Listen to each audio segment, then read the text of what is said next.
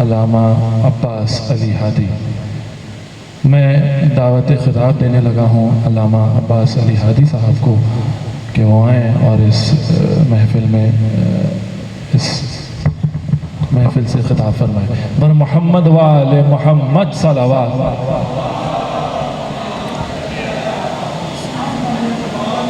ایک دفعہ اور درود پڑھ دیں مل کے محمد و آل محمد پر۔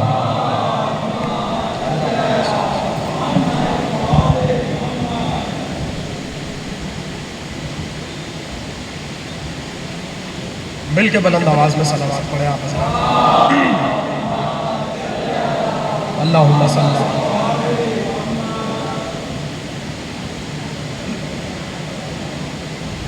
ایکو کم کر دیجیے گا۔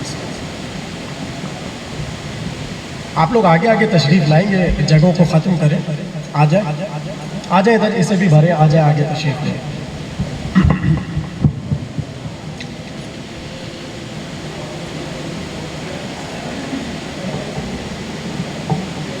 مل کے بلند آواز میں صلوات پڑھیں محمد اللہم صلی علی۔ اعوذ باللہ السمیع العلیم من الشیطان اللعین الرجیم، بسم اللہ الرحمن الرحیم، الحمد للہ رب العالمین، الصلاة والسلام علی اشرف الانبیاء والمرسلین، خاتم النبیین، سیدنا و مولانا ابی القاسم محمد، اللہم صلی علی وآلہ الطیبین الطاہرین المعصومین الذین اذہب اللہ عنہم الرجس وطہرہم تطہیرا، اللہم صلی علی وَلَعْنَةُ اللَّهِ عَلَىٰ أَعْدَائِهِمْ أَجْمَعِينَ مِنَ الْآنِ إِلَىٰ قِيَامِ يَوْمِ الدِّينِ أَمَّا بَعْدُ فَقَدْ قَالَ اللَّهُ تَبَارَكَ فِي مُحْكَمِ كِتَابِهِ الْمَجِيدِ وَالْفُرْقَانِهِ الْحَمِيدِ، بسم اللہ الرحمن الرحیم، یا ایہا الذین آمنوا اتقوا اللہ وکونوا مع الصادقین، صلوات۔ اللہم صلی علی۔ سب سے پہلے میں آپ تمام اہل ولا کو ان ہستیوں کی آمد نورانیہ کی مبارکباد پیش کرتا ہوں کہ جن کے آنے کے بعد خدا پہچانا بھی گیا اور اس کی عبادت کا آغاز ہوا۔ یہ جملہ میں نے نہ کوئی خطابتاً کہا ہے، نہ کوئی کسی شاعر کا شعر ہے، بلکہ جس امام کے جشن آمد کی شب میں آپ تشریف فرما ہے، اس امام نے فرمایا بنا عبد اللہ بنا عرف اللہ ولولا نحن ما عبد الرحمن، اللہ کی حمد، اللہ کی عبادت، اللہ کی پہچان ہماری وجہ سے ہوئی۔ اگر ہم نہ ہوتے نہ خدا پہچانا جاتا، نہ اس کی عبادت ہوتی، نہ وہ پہچانا جاتا نہ اس کی عبادت ہوتی۔ اور اسی کڑی سے متصل وہ حدیث قدسی جو آپ سب کی بارہا سنی ہوئی ہے، ارشاد رب العزت ہے، کنتو کنزم مخفیہ، میں چھپا ہوا خزانہ تھا۔ بولیے بھائی جو جشن سننے آیا ہے، کنتو کنزم مخفیہ، میں چھپا ہوا خزانہ تھا، فاحببت ان اعرف، میں نے چاہا کہ میں پہچانا جاؤں، میں نے اسے محبوب رکھا کہ میں پہچانا جاؤں، فخلقتک یا محمد، اے محمد میں نے تمہیں خلق کر دیا۔ پتہ چلا وہ پروردگار کہ جو کل عالمین کی پہچان کا معیار ہے، اس نے اپنی پہچان کا ذریعہ اور وسیلہ ذات محمد مصطفیٰ کو بنا۔ رسول خدا اور آل رسول اللہ کی پہچان کا ذریعہ بنے۔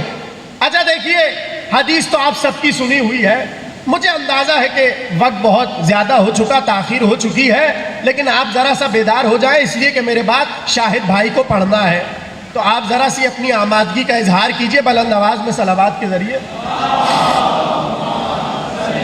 اللہم صلی علی۔ بس دو تین باتیں ہیں، بہت توجہ۔ آپ نے یہ حدیث قدسی بہت بار سنی ہوگی، بڑے بڑے علماء سے، بڑے بڑے خطبہ سے سنی ہے یا نہیں سنی؟ بولیے۔ نہیں، یعنی پیچھے والوں نے نہیں سنی، بولیے اگر سنی ہے تو۔ حدیث کیا ہے؟ میں چھپا ہوا خزانہ تھا، فَأَحْبَبْتُ أَنْ أُعْرَفْ، میں نے چاہا کہ میں پہچانا جاؤں، تو میں نے اپنی پہچان کا ذریعہ جسے بنایا وہ خلقت محمد ہے۔ مجھے بس اتنا بتا دیجئے، یہ اللہ اپنی تعریف کر رہا ہے یا اپنے محبوب کی؟ یہ پروردگار اپنی تعریف کر رہا ہے یا اپنے محبوب کی؟ اگر وہ یہ کہے کہ میں چھپا ہوا خزانہ تھا، محمد پہچانے گئے میرے ذریعے، تو یہ تعریف خدا کی ہے۔ اور اگر وہ کہے کہ میں نے اس لیے خلق کیا تاکہ میں پہچانا جاؤں، اس کا مطلب ہے کہ پروردگار تعریف کر رہا ہے اپنے نبی کی۔ ابھی تک جو بات نہیں سمجھا، اب میں اس کے حوالے جملہ کرنے جا رہا ہوں، اگر سب کی توجہ ہے۔ دیکھیے اللہ نے کیا کہا؟ میں چھپا ہوا خزانہ تھا، میں نے چاہا کہ میں پہچانا جاؤں، تو میں نے خلق کسے کیا؟ محمد کو، یعنی وسیلہ بنایا محمد کو۔ بھائی جو منکرین وسیلہ ہے وہ بس اتنا بتا دے، اللہ تو محمد کو وسیلہ بنا لے اپنی پہچان کے لیے، کیا ہم اپنی پہچان کے لیے محمد کو وسیلہ؟ اس نے ذات محمدیہ کو اپنی پہچان اور معرفت کا وسیلہ بنایا۔ اچھا دیکھیے یہ کیا ہو رہی ہے؟ رسول کی تعریف، اور کرنے والا کون؟ سب بولیے اللہ۔ کس کی تعریف ہو رہی ہے؟ رسول کی۔ مگر دستور زمانہ تو یہ ہے جب ہم کسی کو دیکھتے ہیں تعریف اس وقت ہوتی ہے۔ پتہ نہیں آپ کہاں بیٹھے ہوئے جشن سن رہے ہیں۔ دیکھیے ایک چیز میں نے دیکھی ہی نہیں اور میں اس کی تعریف کروں تو یہ تعریف عبث ہے۔ میں نے کسی شاعر کا کلام نہیں سنا اور میں تعریف کروں، یہ تعریف عبث ہے۔ یعنی جب تک دیکھا نہ جائے اس وقت تک تعریف نہیں ہوتی۔ اللہ کہہ رہے میں چھپا ہوا خزانہ تھا اور تعریف کر رہا ہے محمد کی، یعنی بظاہر جب نور محمد تھا نہیں، اللہ تب بھی تعریف کر رہا تھا۔ ابھی بظاہر نور محمدیہ نہیں ہے اور وہ تعریف کر رہا ہے کس کی؟ محمد کی۔ تو سب کی توجہ ہے میرے ساتھ، یہ ہے تعریف کا فلسفہ۔ دیکھیے اللہ کا ایک نام ہے، بس یہ نام اگر پہنچ گیا تقریر تمام ہو گئی۔ اللہ کا ایک نام ہے حمید، حامد نہیں حمید۔ اب جو عربی تھوڑی بہت بھی جانتے ہیں وہ جانتے ہیں کہ اس میں فرق کیا ہے۔ حامد کہتے ہیں تعریف کرنے والے کو، لیکن اس میں ایک مجبوری ہے، اگر کوئی کسی وقت تعریف کر رہا ہے وہ فقط اس وقت کہلائے گا حامد، لیکن اس کے سامنے فرض کیجئے پانی کا گلاس آ جائے اور کہا جائے حضور پانی پیجئے، اب جب وہ پانی پی رہا ہوگا وہ حامد نہیں ہوگا بلکہ وہ کہلائے گا شارب، پینے والا۔ بھائی بولیے اگر بات پہنچ رہی ہے۔ دیکھیے حامد اس میں فاعل ہے، یہ اس وقت تک ذات پر اطلاق ہوگا جب تک وہ کام ہو رہا ہوگا، لیکن جیسے ہی وہ کام ختم ہو اب یہ لفظ اس پر نہیں بولا جائے گا۔ مگر حمید ہے صفت مشبہ، جس کا مطلب یہ ہے جب سے ذات ہے تب سے یہ صفت اس ذات کا حصہ ہے۔ اللہ حامد نہیں ہے، حمید ہے، یعنی جب سے اللہ ہے وہ حمد کر رہا ہے کس کی؟ بھائی جعفر طیار والو تھوڑا سا بول دو، بس 2-3 جملے ہیں۔ اللہ حمید ہے، حمید یعنی جب سے وہ ہے، جب سے اس کی ذات ہے تب سے وہ تعریف کر رہا ہے۔ تو سوال یہ ہے کس کی؟ سوال یہ ہے کس کی؟ اب دیکھیے اگر میرا جملہ ہوتا تو آپ کہتے خطابت ہو رہی ہے، لیکن اگر خطبہ ہی نبی کی بیٹی کا ہو اور بھرے دربار میں اپنے بابا کے فضائل کے منکروں کو للکار کر کہے، جب پوری مخلوق پردہ خفا میں تھی، میرے بابا کا نام اس نے تب محمد رکھا۔ میرے بابا کا نام محمد تب رکھا۔ محمد کسے کہتے ہیں؟ جس کی بہت زیادہ تعریف کی جائے۔ تو جس کی تعریف ہو رہی ہے تعریف کرنے والا بھی تو کوئی ہو۔ اب پتہ چلا محمد بنانے سے پہلے اس نے اپنے کو حمید کہہ کر بتایا، میں جب سے ہوں ہوں محمد کی تعریف کر رہا. یہ ہے لفظ حمید. اب دیکھیں یہی جو حمید ہے نا عربی اعتبار سے یہ کبھی اس میں فاعل ہوگا کبھی اس میں مفعول ہوگا. بھائی مشکل ہے تھوڑی, میں آسان کرتا ہوں. یعنی حمید کا ایک ترجمہ ہوگا جو جب سے ہے تب سے تعریف کر رہا ہے, یہ ہے ایک ترجمہ. دوسرا ترجمہ ہے وہ جب سے ہے اس کی تعریف ہو رہی ہے. پتہ نہیں کہاں بیٹھے ہوئے ہیں, میں نے بہت بڑی بات کہہ دی. حمید ایک مطلب یہ ہے جب سے ہے تب سے تعریف کر رہا ہے. کس کی؟ اپنے نبی کی.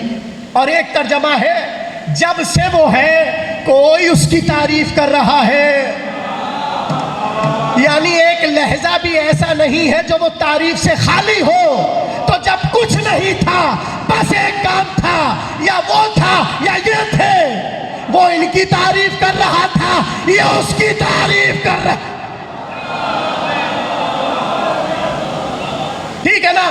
بس اب آخری بات سنیے. یہ جو جشن آپ منا رہے ہیں یہ کون سا جشن ہے؟ اس کا عنوان کیا ہے؟ جشن انوار صادقین, سچوں کا جشن.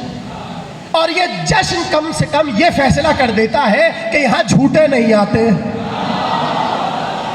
سچوں کا جشن ہے, سچے آتے ہیں. اچھا, سچ کے حوالے سے قرآن میں اللہ نے دو باتیں بتائیں. پہلی بات یہ کہ یا ایھا, ابھی جو میں نے آیت پڑھی اور بڑی مشہور ہے, اور میں کچھ کہنا چاہ رہا ہوں اگر سب کی توجہ ہے. بولیے سب کی توجہ ہے. اللہ نے کہا یا ایھا الذین آمنوا اتقوا اللہ وکونوا مع الصادقین. اے ایمان والو اللہ سے ڈرو, ہاں اللہ سے ڈرو. وکونوا مع الصادقین, اور سچوں کے ساتھ ہو جاؤ. اللہ نے یہ نہیں کہا سچے ہو جاؤ. پتہ نہیں کہاں بیٹھے ہوئے جشن سن رہے ہیں. یا ایھا الذین آمنوا اتقوا اللہ وکونوا مع الصادقین. اے ایمان والو اللہ سے ڈرو اور سچوں کے ساتھ ہو جاؤ. یعنی چونکہ یہ لقب جو تھا صادق یہ ذات محمد کے لیے مختص تھا, مگر ایک ایسا اور آیا کہ پروردگار عالم کو اس پر بھی یہ لقب جچا. تو جہاں محمد صادق وہاں جعفر صادق. اب دو صادق ہو گئے نا, مگر جا کے علماء سے پوچھئے اہل بیت میں جتنے بھی لقب ہیں وہ پہلے سے لے کر آخری تک, یعنی جو حجتوں کا سلسلہ ہے اللہ کا بنایا ہوا, لوگوں کا بنایا ہوا نہیں. اس میں جو پہلے کا لقب ہے وہی آخری کا لقب ہے. اب میں جملہ آپ کے حوالے کر رہا ہوں. اللہ نے کیا کہا؟ اے ایمان والو سچوں کے ساتھ ہو جاؤ. یہ نہیں کہا سچے ہو جاؤ. کیا اللہ کا یہ مطالبہ نہیں ہے ہر ایک سچا ہو جائے؟ کہا ہم چاہتے ہیں تم سچے ہو جاؤ, مگر چونکہ یہ لفظ صادق مختص ہے ان کے لیے تو ہم نہیں چاہتے جو ان کے لیے ہے وہ تمہارے لیے ہو. بھائی بولیے اگر بات پہنچ رہی ہے. اللہ یہ نہیں چاہتا جو لقب ان کے لیے ہے وہ تمہارے لیے ہو. یعنی تم سچے نہیں ہو سکتے, تمہارا سچا ہونا یہ ہے تم سچوں کے ساتھ ہو جاؤ. بس آخری جملہ تقریر کا, اب سچے کون ہے یہ سوال ہے. جا کے عالم اسلام سے پوچھئے سچا کون, تو وہ آپ کو 2-3 نام بتا دیں گے. آپ ان سے پوچھئے صادق کون, وہ کہیں گے یہ پوچھئے صدیق کون. آخری جملہ ہے میرے حصے کا.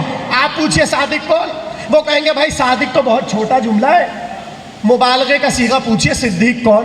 چلیے بتا دیں گے. قرآن نے کیا کہا؟ یا ایھا الذین آمنوا اتقوا اللہ وکونوا مع الصادقین. رسول اللہ کو صادق سب مانتے ہیں, امام صادق کو مجبوری میں سب مانتے ہیں, اور انہیں سچا کہنا سب کی مجبوری ہے. مگر میرا جملہ یاد رکھیے گا, جنہیں انہوں نے کہا کہ یہ صادق یہ صادق یہ صادق یہ صادق, اب قرآن کا مطالبہ کیا ہے؟ جب تک ایمان والے ہو تب تک صادقوں کے ساتھ ہو. جو فہرست آپ نے بنائی ہے وہ کہیں نہ کہیں ختم ہو رہی ہے. بھائی ہم بھی تو قرآن پڑھ رہے ہیں, ہم کسے تلاش کریں جو صادق ہو. یعنی جب تک قرآن کی یہ آیت ہے پکار پکار کر کہہ رہی ہے کسی صادق کا ہونا بھی ضروری ہے، تو کچھ صادق تو تاریخ میں نظر آ گئے، باقی کا کیا کریں؟ جب تک ایمان والا ہے کسی صادق کا پردے میں ہونا ضرور۔ بس آخری جملہ یہ ہے صادق، اور اصول کیا ہے؟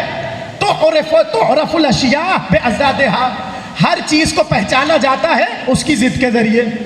بھائی بولیے، آخری جملہ ہے تقریر کا، ہر چیز کو پہچانا جاتا ہے، سب بولیے، اس کی ضد کے ذریعے۔ یعنی سچے اگر پہچاننے ہیں پہلے جھوٹوں کو پہچاننا ہوگا۔ آخری جملہ، سچوں کو پہچاننا ہے تو جھوٹوں کو پہچاننا ہوگا۔ صادقین سمجھ آ جائیں گے اگر جھوٹے پتہ چل گئے۔